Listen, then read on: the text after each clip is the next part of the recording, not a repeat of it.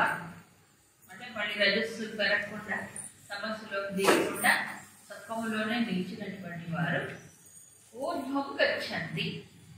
ఏమవుతారు? జీవితంలో వాళ్ళ ఆత్మ వికాస దిశలో ముందుకెళ్తారు.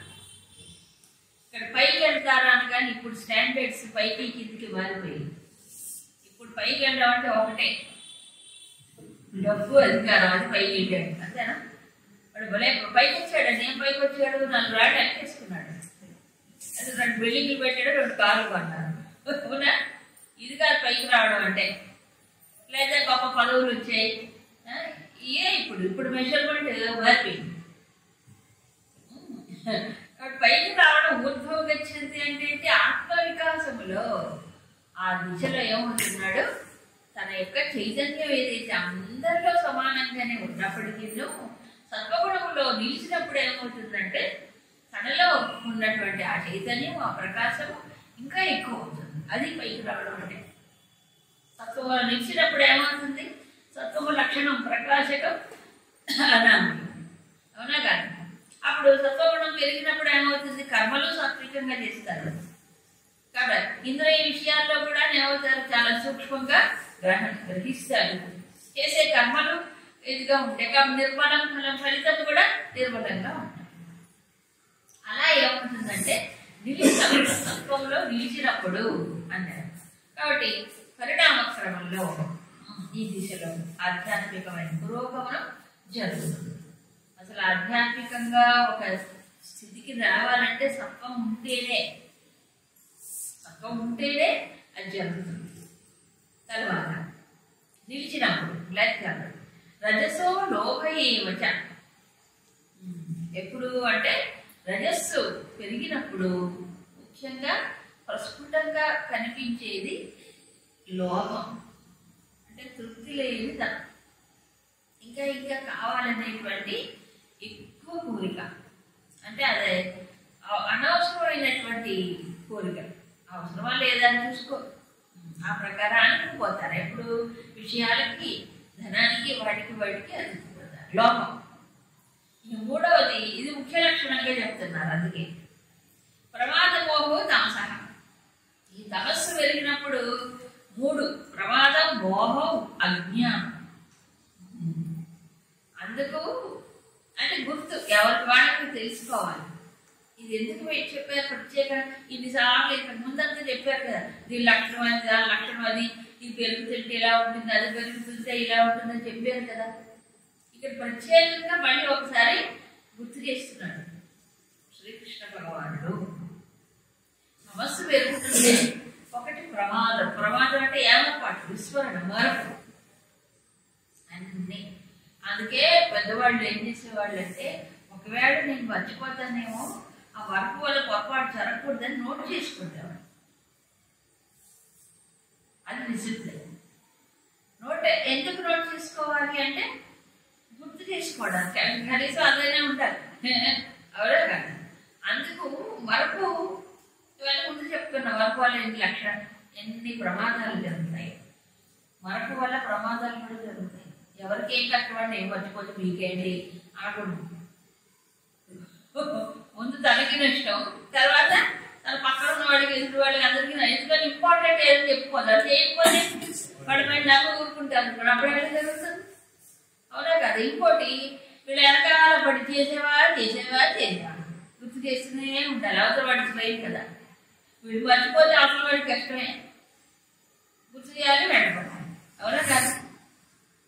కాబట్టి ఇదొకటి మరణం. రెండవది మోహం. మోహం అంటే తెలుసు, బ్లాక్ మార్కెట్ వాల్యూ. అంటే విషయాలకు కానీ, పరిస్థితులకు కానీ, తనకు కానీ, ఇతరులకు కానీ, అంటే వాల్యూ ఎంత ఇవ్వాలో అంత ఇవ్వాలి. ఎక్కువైనా తక్కువైనా చేస్తారు. ఇది విషయంలో అంతే. దేనికి ఎక్కువ ప్రాముఖ్యత ఇవ్వాలి, దేనికి తక్కువ ప్రాముఖ్యత ఇవ్వాలి, దేనికి ముందు స్థానం ఇవ్వాలి, దేనికి తర్వాత స్థానం ఇవ్వాలి, ఇదంతా ఎప్పటికప్పుడు ఆలోచించుకోవాలి. ఈ మోహంలో ఏమవుతుందంటే ముఖ్యమైన వాటికి ఇంపార్టెన్స్ ఇవ్వరు, అముఖ్యమైన వాటికి ప్రాముఖ్యత ఇస్తారు. ఇప్పుడు చూడండి, ఈ రోజుల్లో మనుషులు దేనికి ప్రాముఖ్యత ఇస్తారు? విలువలకు ఇస్తున్నారా, మనుషులకి ఇస్తున్నారా, జీవితానికి ఇస్తున్నారా, టైంకి విలువ, దేనికి విలువ ఇస్తారు? పైసామే పరమాత్మ హై. ఇప్పుడు ఫిలాసఫీ అదే, అవునా కదా? దానికే ప్రాముఖ్యత. మనుషులకు విలువ లేదు, ఇప్పుడు విలువలకు విలువ లేదు, దేనికి విలువ లేదు. కాబట్టి స్టాండర్డ్స్ ఏమైపోయినాయి ఇప్పుడు? పడిపోలే. ఇది మోహం, ఉన్న విషయాన్ని ఉన్నట్టుగా చూడకపోవడం. అజ్ఞానం, సరే దీని గురించి చెప్పడం ఎక్కర్లేదు. అంటే ఈ అజ్ఞానం అనేది కేవలం ఆధ్యాత్మికమైన స్వరూప జ్ఞానం లేకపోవడమే కాదు, విషయాలలో కూడా దేన్ని తొందరగా గ్రహించలేకపోవడం, తెలుసుకోలేకపోవడం, ఇదంతా జరుగుతుంది. ఇక మరి ఊర్ధ్వం గచ్చంతి సత్వస్థాహ. సాధన చేస్తున్నప్పుడు వీళ్ళు పరిణామ క్రమంలో పైకి వెళ్తారు. రజోగుణం కలిగిన వాళ్ళు ఏమవుతారు? పైకి వెళ్ళలేరు, కానీ మధ్యే తిష్టంతి, మధ్యలో ఉంటారు. మధ్యలో అంటే ఏమిటి? ఏం లేదు. ఇక్కడ ఒకే జీవితంలో ఈ పరిణామం ఎలా ఉంటుందో చెప్తున్నారు. ఏది? సత్వములో నిలిచినప్పుడు. అంటే ఏమిటి? ఈ జీవితంలోనే సత్వగుణంలో ఉన్నటువంటి వాడు ఆధ్యాత్మికంగా పురోగమనం, వికాస స్థాయిలో ముందుకెళ్తాడు. మరి రజోగుణం ఉన్నవాడు మానవుడిగా ఉంటాడు, నార్మల్ మ్యాన్ అంతే. అంటే ఆధ్యాత్మిక పురోగమనం ఉండదు, అలాంటి దిగజారిపోడు, మధ్యలో ఉంటాడు. కర్మలు చేసుకుంటూ, కర్మ ఫలితాలు అనుభవించుకుంటూ ఏవో ఆ రకంగా ఉంటాడు, దిగజారుతాడు మధ్యలో. జగన్యగుణ వృత్తిస్థా, తమోగుణంలో ఉన్నప్పుడు అధోగచ్చంతి. అందుకే ఉంటే రజస్సులో అయినా ఉండాలి, కానీ తమస్సుకు మాత్రం ఉండదు. తమస్సులో దిగజారిపోతాడు మనిషి. అంటే మానవుడిగా కూడా ఉండలేదు, మానవ స్థాయి నుంచి దిగజారిపోతాడు. ఏమిటి అని అంటే ఏం లేదు, చైతన్యము, పరమాత్మ, జ్ఞానము, ప్రకాశం అందరిలో ఒకటే ఉన్నా సత్వములో వెళ్ళినప్పుడు ఎక్కువ వాళ్ళలో ప్రకాశము కానీ, చైతన్యము కానీ, జ్ఞానము కానీ ఎక్కువగా వ్యక్తం అవుతుంది. దైవీ గుణములు కానీ వ్యక్తం అవుతుంది. అందుకే చూడండి, స్థితప్రజ్ఞ లక్షణాలు మనం చూసాము, భక్త లక్షణాలు చూసాము కదా, ఎన్నో మనకి చెప్పారు. అలాగే మహానుభావులు అంటే 7 మహానుభావుల్లో గొప్పతనం ఆ పరమాత్మే ఉన్నాడుగా, ఉన్నాడు. కానీ ఏమిటి? సత్వం కూడా ఉన్నప్పుడు నార్మల్ మామూలు మనిషి కంటే ఉన్నతమైనటువంటి స్థితిలో ఆలోచనలు కానీ, భావములు కానీ, కర్మలు కానీ దానికి తగ్గట్టుగా ఉంటాయి. తర్వాత ఇక రజస్సు, తమస్సు గురించి చెప్పుకున్నాం. కాబట్టి దీన్ని బట్టి మనకి ఏం తెలుస్తుంది? భగవంతుడు ఒకే ముక్కలో చెప్పేశాడు. ఒకటి, పొరపాటును కూడా తమస్సులో కూరుకుపోకూడదు. పొరపాటును కూడా ఎందుకు? తమస్సు ఎప్పుడు వస్తుంది? ఏ ప్రయత్నం చేయకపోతే తమస్సే. ఏ సాధన చేయదు అనుకోండి, మనకి ఏ ప్రయత్నం చెయ్యదు. అప్పుడు మనం ఏమి తోటలో ఏం చేయమనుకోండి, పని ఏం పెరుగుతుంది? గడ్డి బ్రహ్మాండంగా ఏపుగా. మనం ఏం చేయకపోతే పెరిగేది గడ్డే, అవునా? అదే పూలు పళ్ళు కాయించాలి, పూయించాలంటే ఏం చేయాలి? చాలా శ్రమపడాలి. ఎప్పుడు చూస్తూనే ఉండాలి, అవును కాదు? ఎప్పుడు చూస్తూనే ఉండాలి. అందుకే పిల్లలు, మొక్కలు పెంచడం అనేది చాలా కష్టం, ఒకే రకంగా చూసుకోవాలి. కాబట్టి కనిపెడుతూ ఉండాలి, ఇప్పుడు దాన్ని దాన్ని చూసుకుంటూ ఉండాలి. కాబట్టి ఏ సాధన చెయ్యకపోయారో గడ్డి పెరిగినట్టుగా తపస్సు పెరుగుతుంది. తపస్సు పెరిగితే కిందికి వెళ్ళిపోతారు. ఏమిటి తపస్సులు అంటే? కిందికి దిగుతారు. ప్రయత్నం చేస్తూ ఒక రకంగా ఉంటేనే రజస్సులో కనీసం యాక్టివ్గానే ఉంటారు. యాక్టివ్గా ఉండాలి. యాక్టివ్నెస్ అంటే ఏంటి? కర్మ విషయంలో కానీ ఏదైనా ఒక రజస్సులో ఉంటే మనకి కిందికి పోదు. అందుకే అన్నారు కదా, నీకు ఆధ్యాత్మికమైన తత్వం అర్థం కాకపోయినా కనీసం నువ్వు యాక్టివ్గా ఉండు అంటే, కనీసం ఏదో ఒక వ్యవహారంలో ఉంటే రజస్సులో ఉంటాడు. అది అయితే ఈ 3 గుణాలే. గుణాలేగా. గుణం అంటే ఏంటి? తాడు అని ఒక అర్థం చెప్పాడు కదా, ఏ గుణం ఎలా బంధిస్తుందో కూడా చెప్పాడు. మరి ఇప్పుడు ఈ గుణాలన్నీ బంధిస్తున్నాయి కదా, అన్ని గుణాలు బంధమే కదా, మరి ఎప్పుడు చచ్చిపోయిన తర్వాత కూడా చెప్పాడు, గుర్తుందా? చచ్చిపోయే ముందు ఏ గుణం ఉంటే తర్వాత జన్మ ఎలా వస్తుందని చెప్పాడు. అంటే జన్మ జన్మలో ఈ గుణాలు ఉంటూనే ఉంటాయి మనిషికి. మరి ఎట్లా అండి మనిషికి? పైగా ఏమన్నాడు? కారణం గుణ సంగోస్య సతసద్యో అని జన్మస్తు చెప్పాడు. ఈ గుణములతో సంఘం వల్లనే ఉత్తమ అధమ జన్మలు కలుగుతున్నాయి అన్నాడు. సుఖ దుఃఖాలు అనుభవిస్తున్నాడు. ప్రకృతి స్థ పురుష భుంక్తే ప్రకృతి గుణ అని చెప్పలేదా? ఈ గుణాలన్నీ అనుభవిస్తూ సుఖ దుఃఖాలు అనుభవిస్తున్నాడు. ఇది ట్రాజడీ. మానవ జీవితం అంత గొప్ప ట్రాజడీనే. ఎందుకని బంధాలు బయటపడే ప్రసక్తే లేదు. గుణాలు లేనిది ఎప్పుడు అసలు మారుతూ ఉంటాయేమో కానీ అంతే కదా, ఉంటున్నాయి ఉంటాయి. సత్వగుణం కూడా బంధమే అని చెప్పాడు కదా. సో అది కూడా ఒక ఆటంకమే అవుతుంది ఆధ్యాత్మిక వికాసానికి. మరి ఎలాగో కాబట్టి దీని నుంచి బయటపడాలి. ఇప్పుడు ఇదంతా ఎందుకు ఎక్స్ప్లెయిన్ చేశారంటే దీని నుంచి బయటపడాలి. అన్ని బంధాలే కదా, ఒకటేమో కొంచెం ఎక్కువగా వర్తిస్తుంది, ఒకటేమో మధ్యస్థంగా, ఒకటేమో కొంచెం అలా. కానీ ఏదైనా బంధమే, బయటపడాలి. ఎలా వీటి నుంచి బయటపడాలి? బయటపడే వాళ్ళు ఎలా ఉంటారు కదా. ఇదంతా చాలా అవసరమైన విషయం. ఇదే ఇంతసేపు ఎక్స్ప్లెయిన్ చేసింది ఎందుకు? దీన్ని చెప్పడానికి, తర్వాత పరిశీలించుకోవడానికి. గుణములు ఏమిటి, దాని ప్రభావం ఏమిటి, అది ఏ గుణం నాలో పెరుగుతుందని తెలుసుకోవడానికి. ఎలా ఇప్పుడు దీని నుంచి ఎలా వేరవ్వాలి? 19వ నాణ్యం గుణేభ్యః కర్తారం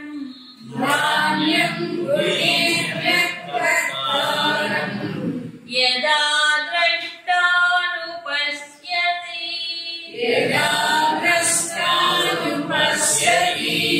గుణేభ్యశ్చ పరం వేత్తి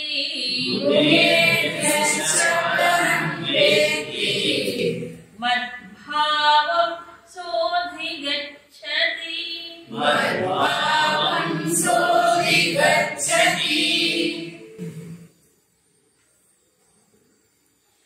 గుణేభ్యః అన్యం కర్తారం యదా ద్రష్ట న అనుపశ్యతి.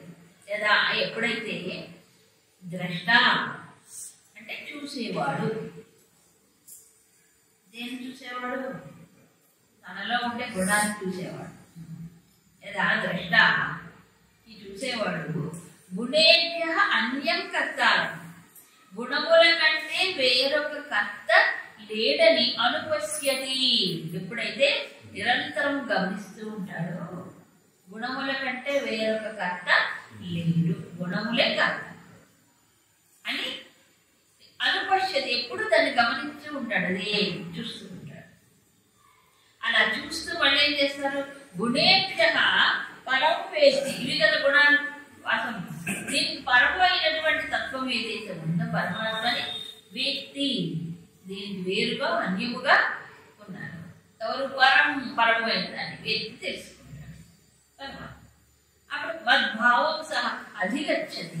అలాంటి వాడు నా భావమును పొందుతాడు, అంటే నా స్వరూపం అయిపోతాడు. ఇప్పుడు పరమాత్మ ఎవరు? గుణేభ్యః పరం, గుణముల కంటే ఆవల ఉన్నాడు, పైన. అంటే వాడికి అడ్డుకోకుండా, వాడి తగలకుండా, స్పృశింపబడకుండా ఉన్నాడు. సో భగవంతుడు పరమాత్మ గుణములకు అతీతుడు అని తెలిసిన వాడు ఏమవుతున్నాడు? మద్భావాన్ని పరమాత్మ స్వరూపాన్ని పొందుతాడు. వేరే ఇంకోదే పొందడు. గుణములకు అన్యం కావచ్చు పరమాత్మే కదా. కాబట్టి పరమాత్మ తెలుసుకున్నవాడు ఏమవుతాడు? పరమాత్మ. అంతే తప్ప పరమాత్మ గారు బాగున్నారా అని దండం పెట్టి రాడు, లేదు పరమాత్మ గారికి నమస్కారం చేసి రాడు. ఇప్పుడు ఏమవుతున్నాడు? సహా అధిగచ్చతి, పరమాత్మనే పొందుతాడు. ఎప్పుడు? పరమాత్మ ఎవరండి? ఇప్పుడు గుణములకు ఆవల ఉన్నాడు, గుణములకు స్పృశించబడుకుంటా ఉన్నాడు అని తెలుసుకోవాలి. ఇంకోటి దానికి ముందే అర్థం చేసుకోవాలి, గుణముల కంటే మరొక కర్త లేదు అని చూడాలి, దర్శించాలి. అబ్బో ఇది చాలా చాలా సూక్ష్మమైన విషయం. ఇప్పుడు మనం కర్త అనే విషయం ఇంతకుముందు ఆలోచిస్తాం, అవునా? చూసాం. కర్త అంటే ఎవరు? చేసేవాడు. ఇక్కడ ద్రష్ట చెప్తున్నారు, కర్త చెప్తున్నారు కదా. ద్రష్ట అంటే చూసేవాడు. ఏం చూడాలి? గుణముల కంటే వేరొక కర్త లేడు అని అనుభవిస్తూ ఎవరైతే చూస్తారో అప్పుడు గుణముల కంటే పరమైన దాన్ని తెలుసుకుంటాడు. మళ్ళీ ఒకదానికి ఒకటి లింక్. అప్పుడు గుణములు కర్త అని ముందు గ్రహించాలి. కర్త ఎవరు? నేను అనుకుంటున్నాడు. గుణములతో తాదాత్మ్యం చెంది గుణముల యొక్క ప్రభావం సూక్ష్మ శరీరంలో పడితే ఆలోచనలుగా వస్తే అప్పుడు ఏమవుతుంది? ఆ ఆలోచనలతో తాదాత్మ్యం చెంది ఏమవుతున్నాడు? నేను కర్తని. ఇంకా అలా డిసిగ్నేషన్స్ చాలా ఉంటాయి. కర్త, అజ్ఞాత, ఇవన్నీ వచ్చేస్తాయి. అప్పుడు ఎవరు? కర్త తానే అయిపోతున్నాడు. ఇక్కడ ఏమంటున్నాడు? కర్త గుణములే. గుణములే గుణములే గుణము యొక్క మార్పే కర్తృత్వం. గుణములే కార్యములుగా మారుతున్నాయి. ఇది 3వ అధ్యాయంలో చెప్పాడు సూక్ష్మంగా. తత్వవిత్తు మహాబాహో గుణకర్మ విభాగయో గుణయా గుణేషు వర్తంతే ఇతి మత్వా న సజ్జతే. తత్వాన్ని ఎరిగిన వాడు తగులుకోడు. దేంతో? గుణాలతో. ఇక్కడ సూక్ష్మమైన గుణాలు, ఆ బయట స్థూలమైనటువంటి వస్తువులు, అవి గుణాలే. శబ్దస్పర్శ రూపరస. సో ఇవి అక్కడికి వెళ్తున్నాయి అంతే. మరి తానెవరు? సజ్జతే, తగులుకోడు. ఎలా తగులుకోడు? దీనికంటే వేరుగా నేనున్నాను అని. సో ఇప్పుడు మరి గుణాలని ఏం చేస్తున్నాడు? చూస్తాడు. గుణేభ్యాన పరం. సో గుణాలు కర్మలు ఎలా చేస్తాయంటే, గుణాలు డైరెక్ట్గా కర్మ చేయదు. మరి ఏం చేస్తాయి? గుణములు సూక్ష్మ శరీర కారణ శరీర స్థాయిలో ఉంటాయి. అవి సూక్ష్మ శరీరాలకు వచ్చేటప్పటికి ఆలోచనలుగా, సంకల్పాలుగా, భావాలుగా మారుతాయి. అంతే కదా. అవే మాడిఫై అయ్యి కామ, క్రోధ, లోభ, మోహ, మదమాత్సర్యములుగా, లేకపోతే ప్రేమ ఇలాంటి సద్భావములుగా వ్యక్తమవుతుంది. దుష్టమైన సద్భావమైన, సత్వం ఉంటే మంచి గుణాలు, రజస్సు ఉంటే ఈ గుణాలు, ఇలాంటివన్నీ ఎక్కడ సూక్ష్మ శరీరంలోకి వచ్చేప్పుడు మనకు తెలుస్తాయి. అక్కడ ఉంటే తెలియదుగా. సో ఇప్పుడు ఈ లోపల ఆలోచనల రూపంలో వచ్చేవేవి గుణాలే, అవే ఇలా వ్యక్తం అవుతున్నాయి. ఎక్కడ? సూక్ష్మంలోకి వచ్చేటప్పుడు. అవే స్థూల శరీరంలోకి వచ్చేటప్పటికి ఏమవుతుంది? కర్మలుగా వ్యక్తమవుతుంది. కర్మలుగా వ్యక్తమవుతుంది. అవునా? అంటే ఏంటి? ఒకటి సూక్ష్మం, ఒకటి మధ్యస్థం, మరి ఇంకోటి స్థూలం. ఒక్కొక్క శరీరంలో వచ్చేటప్పటికి దాని వ్యక్తమయ్యే విధానం మారిపోతుంది. అంతే. కారణ శరీరంలో ఉంటే గుణాలు అన్నాం, సూక్ష్మ శరీరంలో ఉంటే ఆలోచనలు, భావాలు, సంకల్పాలు. అదే స్థూల శరీరంలోకి వచ్చేటప్పటికి కర్మ. అదే ఇది. చూడండి, నీటి ఆవిరి, నీరు, మంచు ముక్క, ఐస్ క్యూబ్, ఈ మూడిట్ల తేడా అయింది. దాంట్లో ఉండేది H2O. H2O. అవునా కదా? మరి గ్యాషియస్ స్టేట్ అంటే గ్యాషియస్ స్టేట్ అంటే వాయు స్థితిలో ఉన్నప్పుడు నీటి ఆవిరి అంటాం. అవునా? అది మధ్యస్థంగా వచ్చింది. అది నీటి ఆవిరి కాస్త ఇదైపోయింది. అప్పుడు చల్లబడ్డప్పుడు ఏమైంది? నీరు అంటాం. ఇది ద్రవం, ద్రవ పదార్థం. అదేమో ఆవిరి, వాయు పదార్థం. అదే ఇది. అవునా? ఇదే ఫ్రిడ్జ్ లో పెట్టాం, ఆ నీళ్లు పోసి ఫ్రిడ్జ్ లో పెట్టాం ట్రైలో. అప్పుడు ఏమైంది? ఘనీభవించి మంచు ముక్క. ఇప్పుడు ఈ నీరు, ఈ మంచు ముక్క, ఈ నీటి ఆవిరి 3 వేరు ఏంటండి? అంతే కదా. అట్లాగే కారణ శరీర స్థాయిలోకి వచ్చేటప్పటికి ఏమైంది? గుణములు, సత్వరజస్తమ గుణము. సూక్ష్మ శరీర స్థాయిలోకి వచ్చేటప్పటికి ఆలోచనలు, భావములు, సంకల్పములు, ఇంకా రకరకాల ఉన్నాయి కదా మనసులో కదిలేవి ఆ గుణాలు. ఈ గుణాలు, ఆ గుణాలు అవే ఇలా వస్తున్నాయి. శరీరంలోకి వచ్చినప్పటికీ కర్మలుగా పెట్టుకున్నాం, అంతే తేడా. ఇప్పుడు ఈ గుణాలలో కదులుతూ ఉన్నంతసేపు గుణాలతో సంపర్కం పెట్టుకున్నప్పుడు ఎవరైనా స్థిరంగా ఉండగలరా? ఎందుకు? అవి ఎప్పుడు కదులుతున్నాయి. గురుదేవులు గారు చెప్తారు, నువ్వు రన్నింగ్ ట్రైన్ క్యాచ్ చేసి నీకు దొరకలేదు సీట్ బస్సులో, అప్పుడు ఏమైనా నిలబడాల్సిందిగా నిలబడతాను. వాళ్ళు కూర్చున్నారు, సీట్ దొరికింది, ఇంకో సీట్ కూర్చున్నాం. ట్రైన్ వేగంగా వెళ్ళిపోతుంది. వేగంగా కదిలే రైల్లో కూర్చున్నప్పుడు ఏమంటారు, మనిషి కూడా ఎంత కదలకుండా ఉండాలన్న అటు కోటు కోడు కోడు కదులుతూనే ఉంటారు. ఎంత ప్రయత్నం చేసినా. ఎందుకని? కదిలే రైలు ఇప్పుడు కదలకుండా కూర్చోవడం సాధ్యం కాదు. రైలు దిగి ప్లాట్ఫామ్ మీద నిలబడ్డాడు, అప్పుడు కదలమన్నా కదలు. ప్లాట్ఫామ్ స్థిరం కాబట్టి స్థిరంగా ఉండాలి. అట్లాగే ఈ గుణముల ఆట, ఈ గుణములు కదలిక ఉన్నంతసేపు, దాంట్లో ఉన్నంతసేపు అప్పుడు మనిషి ఏమవుతున్నాడు? దాన్ని కూడా చెల్లిస్తాడు, తప్పదు. కాబట్టి గుణాలు మారుతుంటే దాని ప్రభావానికి లోనైపోతుంది.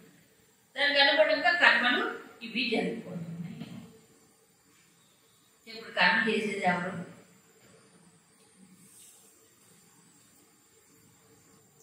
నేను అని మోహంతో అనుకున్నాడు, అజ్ఞానం. ఇప్పుడు అందుకే ద్రష్టగా ఉండాలి, కర్తగా ఉండకూడదు. ఇక్కడ చెప్పింది అది. గుణములు కర్మ చేస్తుంది, కర్త గుణమే. మరి దానెవరు? తను ద్రష్ట కదా. కానీ మనిషి ఏమనుకుంటున్నాడు? తాను కర్తను అనుకుంటున్నాడు. కర్తను అనుకోవడం ఏమైంది? అప్పుడు కర్మతో బంధం వచ్చేసి. కాబట్టి ఏం కావాలి? ఇప్పుడు ద్రష్ట అవ్వాలి, కర్త కావాలి. అందుకే అనుపశ్యతి. ఇప్పుడు కర్త గుణములు అని అనుకున్నప్పుడు, భావించినప్పుడు, అనుపశ్యతి అంటే అదే భావనలో లోపల జరుగుతున్నాయి, గుణాలు కదులుతున్నాయి, ఆలోచనలు వస్తున్నాయి, కర్మలు జరిగిపోతున్నాయి. వీటన్నిటికీ ద్రష్టగా ఉన్నాడు. ఎక్కడ ద్రష్ట? తనలోపల జరుగుతున్నాయి గుణాలు, ఆలోచనలు మారుతున్నాయి, అవునా కాదా? కర్మలు మారుతున్నాయి. సో ఈ లోపల జరిగేటువంటి మెకానిజం ఏదైతే ఉందో వాటికి ద్రష్టగా చూడాలి. సో కర్మకు సాక్షి, అవునా? తర్వాత గుణాలకి సాక్షి, ఆలోచనలకి సాక్షి, కర్మకు. అప్పుడు ఏమో జరుగుతుంది? వాడి సాక్షి ముందు సాక్షి రూపంగా ఉండమంటాడు. అప్పుడు గుణాన్ని చూస్తే పరం పోయింది. గుణములకు పరం వేరుగా ఎవరున్నారు? ముందు ఇది వేరే చూసినప్పుడు, ద్రష్టగా ఉన్నప్పుడు ఆ ద్రష్టకు ఎవరు పరం? గుణముల కంటే అన్యముగా ఉన్నది ఎవరు? పరమాత్మ. అది అర్థమవుతుంది.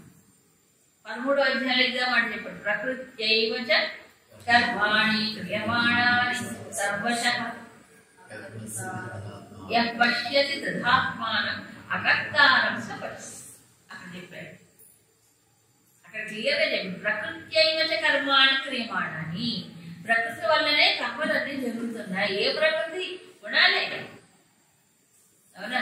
అప్పుడు అకర్తారం స పశ్యతి యః పశ్యతి తథా ఆత్మానం. అంటే గుణములే కర్మ చేస్తున్నాయని వేరుగా దాన్ని గ్రహించినప్పుడు, దాన్ని వేరుగా చూసినప్పుడు అప్పుడు అకర్త, దాని అకర్త అంటే వేరుగా చూడాలని అర్థం. సో అదే విచిత్రం. ఈ కర్తృత్వం అన్నాడే మనకి 5వ అధ్యాయంలోనే కర్తృత్వ త్యాగం చెప్పాడు, గుర్తుందా? అప్పుడు కూడా పశ్యంత్రం కలిసాను ఇవన్నీ చెప్తుంటే ఇంద్రియార్థేషు ఇంద్రియాన్ని వర్తంతే ఇది ధారయం, ఇలా ధారణ చేస్తాడు. ఏమిటి? ఇంద్రియాలు ఇంద్రియ విషయాల్లోకి వెళ్ళిపోతున్నాడు. అంతవరకే చెప్పాడు. ఇక్కడ ఇంకా ముందు చెప్తాడు, అవునా? ఇంద్రియాలు ఇంద్రియ విషయాల్లోకి వెళ్తున్నాయి. బట్ ఇంద్రియములు ఎలా వెళ్తున్నాయి? లోపల ఆలోచనల ప్రేరణతో ఇంద్రియాలు పోతున్నాయి, అవునా కదా? ఆలోచనలకు మూలం ఎవరు? గుణాలు. ఇప్పుడు గుణములకు కూడా సాక్షిగా ఉంటున్నాడు. గుణములకు కూడా సాక్షిగా ఉంటుంది. సో ఆ గుణం కదిలింది, ఆ గుణం ఆలోచనగా వచ్చింది. చేసింది. అప్పుడు ఎప్పుడైతే ద్రష్టగా ఉంటాడో, ద్రష్టగా ఉంటాడంటే అనుపస్థితి, ఒకసారి నుంచి పక్కన తిప్పుకోవడం కాదు, అంటే ఈ మొత్తం కదలికనే వేరుగా చూడటం. అప్పుడు ఏమవుతుంది, అలా వేరుగా ఎప్పుడైతే నిలబడ్డాడో, ఇప్పుడు సముద్రంలో అలలు ఉన్నాయండి, అలా సముద్రంలోనే ఉంటాయి కదా, ఒడ్డున ఉండవు కదా, తన ఒడ్డున నిలబడ్డాడు. అలా లేస్తూనే పడుతుంది, లేస్తూనే పడుతుంది. ఎన్ని అలలు లేచి పడ్డా ఏమైంది, ఒడ్డున ఉన్నవాడికి చెడ్డా లేదుగా, హాయిగా చూస్తుంటాడు, హాయిగా చూస్తుంటాడు, లేస్తూనే పడుతుంది. కదలకండి బాబు, మెదలకండి మీరు, కదలకపోవడం మొదలకపోవడం అంటే వేరుగా ఉంటమే. దాంట్లో కాలు పెట్టారనుకోండి లాగిస్తుంది, చెయ్యి ఇచ్చామనుకోండి లాగిస్తుంది. ఈ సాక్షి, దీన్నే సాక్షిత్వం అన్నాడు, దీన్నే సాక్షిత్వం అన్నాడు. సాక్షి అంటే ఎవరు? సాక్షి చెప్పేవాడు కాదు కోర్టులో. ఇక్కడ సాక్షి అంటే సాక్షాత్ ఈక్షదే అంటే ఏంటి, సూటిగా చూసేవాడు. సూటిగా చూడటం అంటే ఏంటి, ఒక ఇన్స్ట్రుమెంట్తో చూడటం కాదు, ఒక పరికరం ద్వారా చూడటం కాదు. సాక్షాత్ ఈక్ష, దేన్ని చూస్తున్నాడు ఇప్పుడు, గుణములే కర్త అని గమనిస్తున్నాడు. ఎవరికి వాడు గమనించుకుంటే, ఏదైనా ఒక పని చేస్తున్నాం అనుకోండి, మనం ఈ పని చేస్తున్నాడు, దాని ముందు ఒక సంకల్పం ఉండాలి, ఒక ఆలోచన లేకుండా చేస్తాడు కదా. ఆలోచన సరిగ్గా ఉండొచ్చు, ఉండకపోవచ్చు, అది వేరే సంగతి. ఆలోచన కదా, పని చేయడానికి ముందు ఏముండాలి, ఒక ఆలోచన ఉండాలి. ఆ ఆలోచన ఎక్కడి నుంచి వచ్చింది, ఇక్కడ చెప్తే ఈ సబ్జెక్ట్ ఎక్కడి నుంచి వస్తుంది ఆలోచనలు, లోపల ఉండే గుణాల యొక్క ప్రేరణ. అది వాళ్ళకి తెలియదు, అక్కడి నుంచి వచ్చిందనే సరే శాస్త్రం చెప్తే కానీ తెలుస్తుంది. ఎందుకంటే కారణ శరీరంలోకి వెళ్ళి ఎవరు చెక్ చేసుకోలేదు కదా, ఈ గుణం ఉందా ఈ గుణం అంతా తెలుసుకోలేదు కదా. ఒకవేళ మనం కారణ శరీరంలోకి వెళ్ళిపోతే నిద్ర వచ్చేస్తుంది, బాగా నిద్రలోకి వెళ్ళిపోతాం. కాబట్టి ఏముందో అక్కడ తెలియదు, అవునా? కానీ ఈ మనసులో ఒక ప్రేరణ వచ్చింది, అసూక్ష్మంగా దాని ప్రభావాన్ని శాస్త్రం చెప్తుంది. సో ఆలోచన మూలం గుణం అయితే, గుణాన్ని బట్టి ఆలోచన, ఆలోచన బట్టి కర్మ జరిగిపోతుంది. ఇప్పుడు గుణాలకు ద్రష్టగా ఉండమన్నాడు, వేరుగా. ద్రష్ట అంటే చూసేవాడు. దేని చూడాలి ఇప్పుడు, గుణములు సూక్ష్మ శరీరాలకు వచ్చేటప్పటికి ద్రష్ట, దాన్ని చూడడం, గుణాన్ని చూడడం, ఆలోచన చూడడం. అంటే ఆలోచన చూస్తూ ఉంటాడు, చూస్తూ ఉంటాడు, ఆలోచన కర్మగా మారుతుంది, అది కూడా చూడాలి. సో మూడు అవస్థలు, రెండు అవస్థలు చూస్తున్నాడు, గుణములు చూడలేదు నిజానికి. కాబట్టి ఇక్కడ ఏమన్నారు, గురుదేవులు చాలా స్పష్టంగా చెప్తారు, కారణ శరీరాల స్థాయిలో అవి అది కదులుతుంటాయి, ఆపరేట్ అవుతుంటాయి. కానీ ఎక్స్ప్రెషన్ ఎక్కడ, సూక్ష్మ శరీరం, మనస్సు బుద్ధి ఇది ఉంది కదా, దాంట్లో ఎక్స్ప్రెషన్ వ్యక్తం అవుతుంది. అంటే నిజంగా ఆలోచిస్తే ఈ సూక్ష్మ శరీరం మనోబుద్ధులు ఏవైతే ఉన్నాయో ఆ గుణముల కంటే వేరు కాదు. అది ఏంటో నాకు ఈ ఆలోచనలు వస్తున్నాయి, ఏంటి పాడ ఎందుకు వస్తున్నాయి, అబ్బా నేను అసలు ఇట్లాంటి పాట కాదు, ఎందుకు ఆలోచనలు వస్తుంది, నేను ఎందుకు ఈ పనులు చేస్తున్నాను అంటే అవి నీలో లేకపోతే ఎందుకు జరుగుతాయి, అవునా కాదు? అంటే తెలియదు మనిషికి, వాటిని గుర్తుపట్టలేడు ఎవరు, లోపల ఏమున్నాయో తెలియదు. ఆలోచనలోకి వచ్చేటప్పుడు అందుకే ఆలోచనలు చూస్తూ ఉండాలి, గమనిస్తూ ఉండాలి. గమనిస్తూ ఉంటే ఏం కాదు. ఇది ఒక విచిత్రమైన స్థితి. మాకు సర్వసాధారణంగా ఏం జరుగుతుందంటే, గుణముల్లో కూర్చుంటాడు, ప్రకృతి స్థానం అన్నాడు, పురుషుడు కూర్చుంటాడు, గుణములతో తాదాత్మ్యం వచ్చేస్తుంది. అది కాస్త ఆలోచనలతో తాదాత్మ్యం వస్తుంది, తానే ఆలోచన అయిపోతాడు, ఆలోచన వేరుగా చూడలేడు. అదే కాబట్టి నా ఆలోచన అనుకోడు, ఆలోచనే తానే, మనసే తానైపోతాడు, బుద్ధే తానే. అప్పుడు ఇంద్రియాలు కర్మ చేస్తుంటే ఏమనుకుంటున్నాడు, నేను కర్తనే అనుకుంటున్నాను. ఇప్పుడు ఇక్కడ చెప్పిన టెక్నిక్ ఏంటంటే, గుణముల కంటే కర్త వేరు కాదు, గుణములే కర్మలు చేస్తున్నాయి, గుణమే కర్మ అని చూడాలనుకుంటున్నాను.